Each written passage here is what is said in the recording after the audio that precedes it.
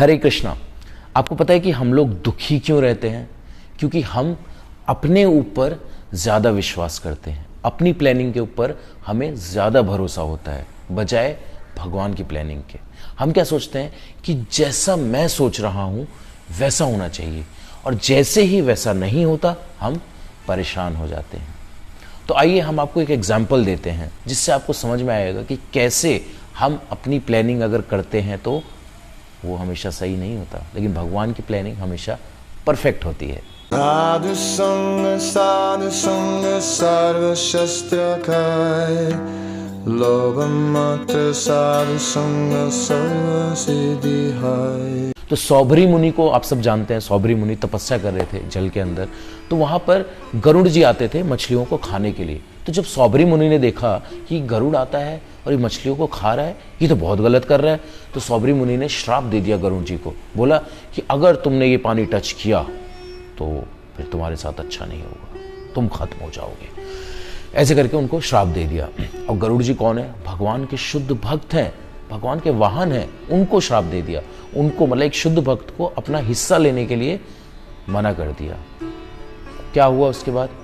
सौभरी मुनि तपस्या कर रहे थे तो उन्होंने 2 मछलियों को मेटिंग करते हुए देख लिया, संग करते हुए देख लिया, और क्या हुआ? उनका फॉल डाउन हो गया।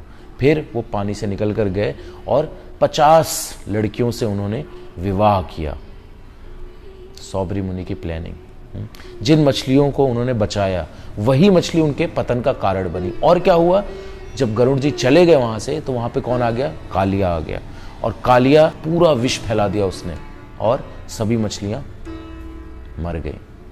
क्या हुआ? सौभरी मुनि की प्लानिंग क्या थी कि ये बेचारी मछलियां हैं, इनको गरुड़ खा रहा है, ये तो बहुत गलत हो रहा है, ऐसा नहीं होना चाहिए। वही मछली उनके पतन का कारण बनी। अंत में वो मछलियां भी नहीं बच पाई। फिर क्या हुआ?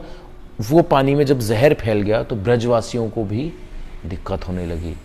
तब भगवान कृष्ण की प्लानिंग आई। भगवान कृष्ण ने क्या किया? सबसे पहले ब्रजवासियों को बचाया उस जहरीले पानी से। उसके बाद उस पानी को यानी कि यमुना जी को बचाया कालिया नाग से, और उसके बाद कालिया नाग को बचाया गरुड़ जी से।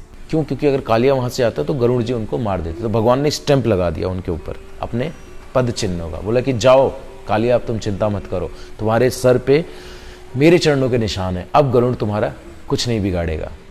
तो ये होती है भगवान की प्लानिंग।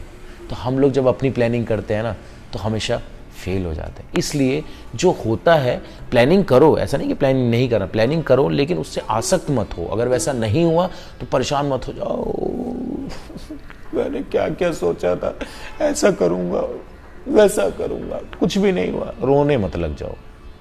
खुश रहो चाहे जो भी होता है, क्योंकि भगवान जो कर रहे हैं वो परफेक्ट प्लानिंग है।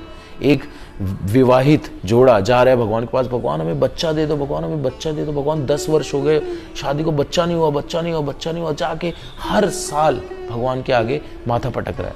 अंत में भगवान परेशान होकर, लो यार तुम बच्चा ले लो। भगवान क्यों नहीं बच्चा दे रहे थे? क्योंकि वो बच्चा उनके मृत्यु का कारण बनेगा आगे चल के, वही बच्चा अपने माँ बाप को मारेगा। तो भगवान इसलिए बच्चा नहीं दे रहे थे। लेकिन नहीं, हमें तो बच्चा चाहिए, हमें तो बच्चा चाहिए, हमारी प्लानिंग्स।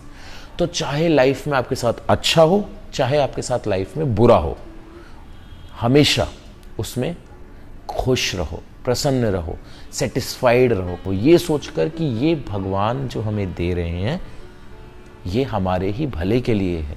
इसके पीछे कुछ ना कुछ अच्छा छिपा है जो मुझे अभी नहीं दिख रहा, लेकिन फ्यूचर में मुझे जरूर दिखेगा। So always have faith on Krishna.